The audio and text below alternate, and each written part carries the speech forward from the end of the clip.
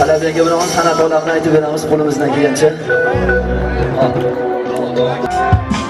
Tashlab ketdi bugun mani Manisha do'stim. Alloh yana qalbda berdi yuragimga. Yana aytib keldim san'at olamiga. Hech kim yo'q, yuksalib yillab yotdim.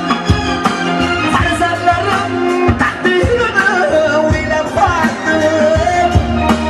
Ayolimning sodiqligini bilib yotdim.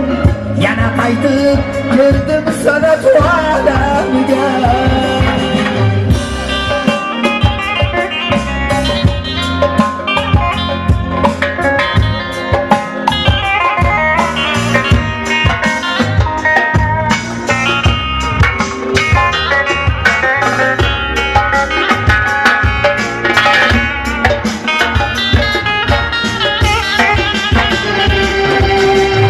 Gariblikda o'tdi ömrüm bahori.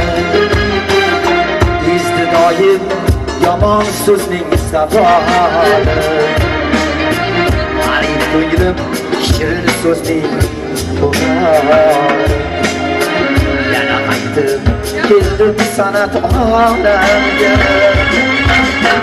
Kuz kelganda yuraklarim shuvraydi. Mahalladan to'y ovozi jaranglaydi. Yuragimda san'at ishqi yaralaydi. Yana qaytib keldim san'at olamiga.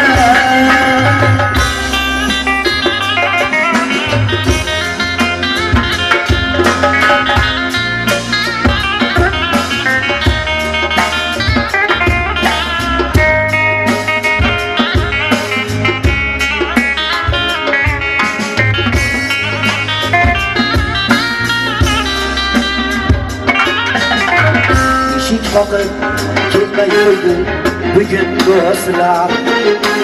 Omatimga oshiq ekan soxta do'stlari. Iskandariy shoir bugun dardin yozdi. Yana qaytib keldim san'at olamiga.